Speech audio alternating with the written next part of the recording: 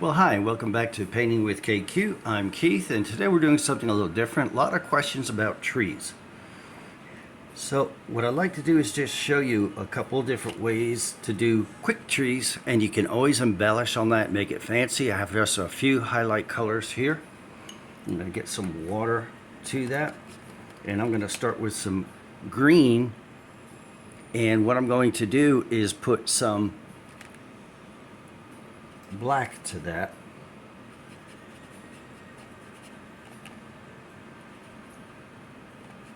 And just coming up with a kind of a darker green, such as that.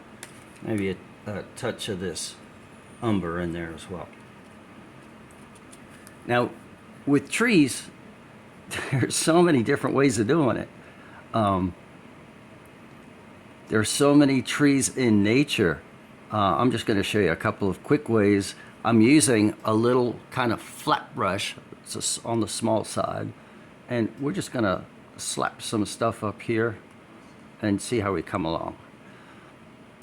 So one of the things for me is when doing trees, I really try just to be loose and not get real tight, and this branch has to be that way and this way, because trees grow just every which way.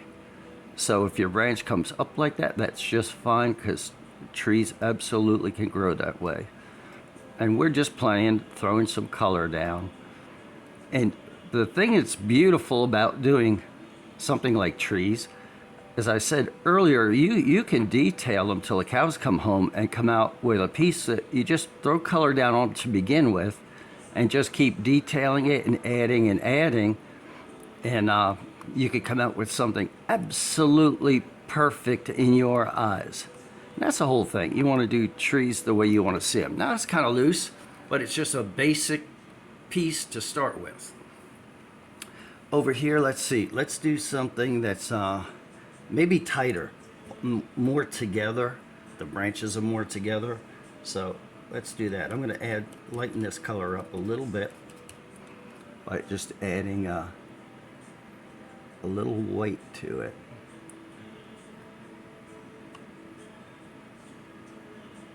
Now we could go all the way down with this and make it a very solid tree like this, where the branches come out more straight out to each side.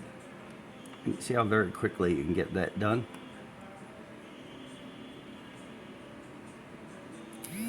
And again, I'm trying to stay loose, not give it tons of thought, but you see this tree is going to end up much more solid. And it depends on your work, what you're working on. Usually before I get going, I'm already deciding, what kind of trees do I want. The other thing I try to do is put a little variety into the color of this underpaint. I'm letting that dry, and I'll be back and hit him again. And there's a variety of paint brushes that I usually use. If I'm doing a close-up tree, I might use 4 or 5 brushes on it. That's just me, to get the different looks that I might want for variety's sake. And just coming down. And of course this would be a lot quicker with a bigger brush, but I had this in my hand, so I just went with it.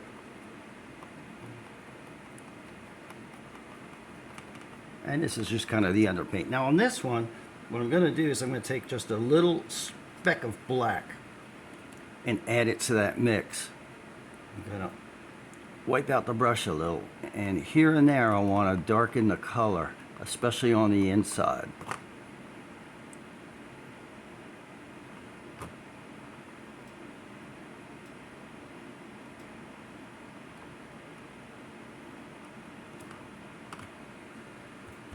A little more paint out of that brush. And a lot of, when you're looking for effects in rocks and trees and that sort of thing, as you progress, and a lot of you already know this, it's how you load the brush that makes all the difference. Now you see it changed the complexion of the tree already, right there. Now take some a little more saturated green, and we'll kind of do the same thing in here, just looking for some variety.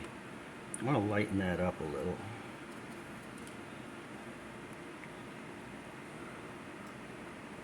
And the reason I'm doing this is some of the branches are aimed at us, and some are from the side and out.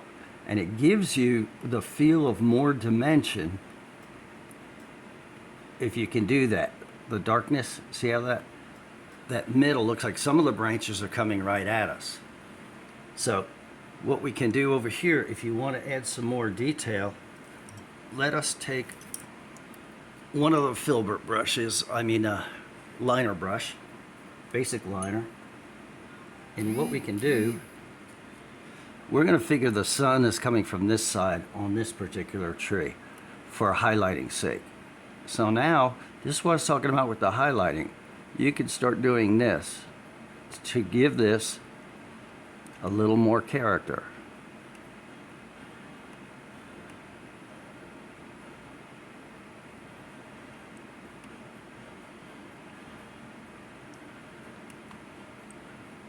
And you can tell already this is the shade side of the tree. But you see how all of a sudden it's developing some details to where that basic tree we started with is becoming more of a realistic looking real tree that might be in our yard.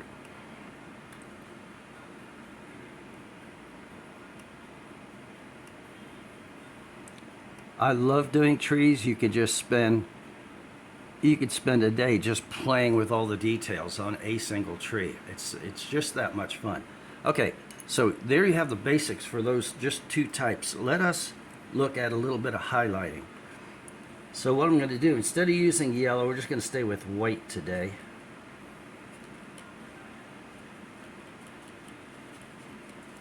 And I'm going to mix some of that basic green color we had, and I'm adding white to it. And so you can really get the feel for the white, or the light side of the tree. And I'm going to add some water to that because it's a highlight. And again, pay attention to how you load the brush. This is something I practice with occasionally, because once you have a lot of time into your work, you don't want to go out there with something that, oops, I should have practiced that. So I'm a big person for these practice boards. I keep them right by my workstation. And if I'm getting into something I've never done, so like a rainbow. Many people have never painted a rainbow. It's not as easy as you might think. That's something I would practice, because if I'm putting a rainbow in, that means I probably have the sky in, the ground, and a lot of other details. And I don't want to just go in there and blast away and ruin my work. Okay, so there's a highlight. You can tell this is going to be the dark side of the tree. So if you wanted to, we could go in there and darken up the shade side of this tree. Now you see we have our light in, and now I'm bringing the dark over to meet the light. And again, we're not being fancy. I just have this one little flat that I'm playing with here and throwing it in. And then it's probably pretty dark down here at the bottom, lots of shade. So there's the light side, there's the dark side. That quickly we have that going on.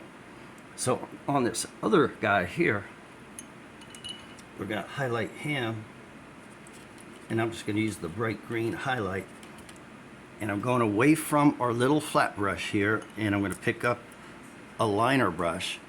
And that's what I was telling you, I usually use a couple of brushes to get different effects on the trees.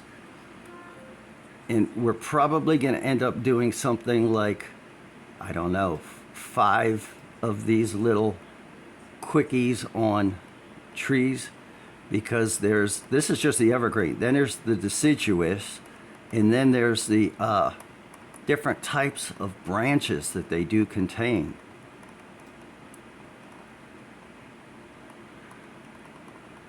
So I'm just throwing in a little highlight there so you get the idea.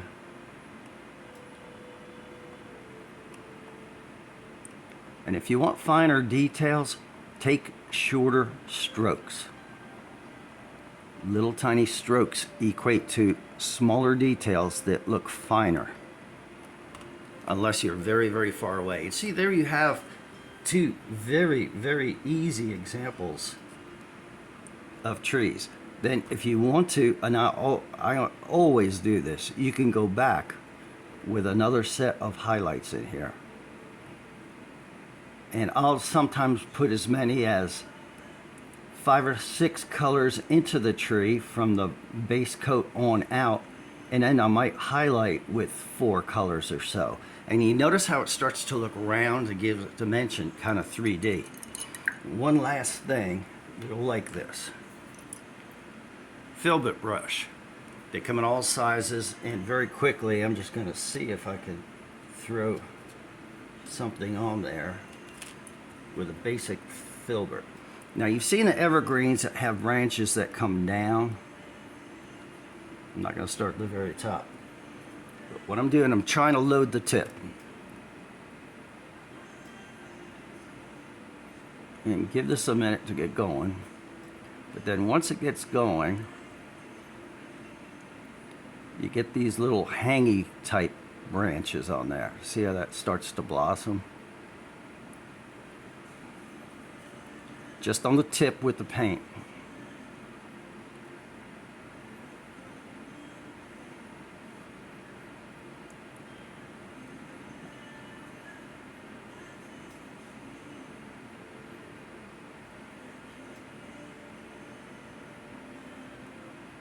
See, that hangs down, isn't that pretty? And with the filbert brush, the beauty of this, the brush is basically doing all the work. And then if we want to darken the middle with a few branches like that, it gives it character. And again, looking for that 3D look. Throw a few branches that stick out here and there, just like real nature. Then on the highlights with this tree, you'd actually do it the exact same way. Pick a side for dark, pick a side for light, using the same filbert brush, go through there. So I hope this helps you some. It's just the start of probably a series of 5 short takes on doing trees and highlighting and that sort of thing. And we'll cover a lot more in the upcoming issues. So make sure you hit the like and subscribe, and then I'll let you know when the next version of trees comes out, because we've got the deciduous trees to do, that we have bark to cover and all kinds of things. You'll love it. It's going to be a lot of fun. So I had a good time today. I hope you did. As always, we appreciate you being here on Painting with KQ, and have an incredible day.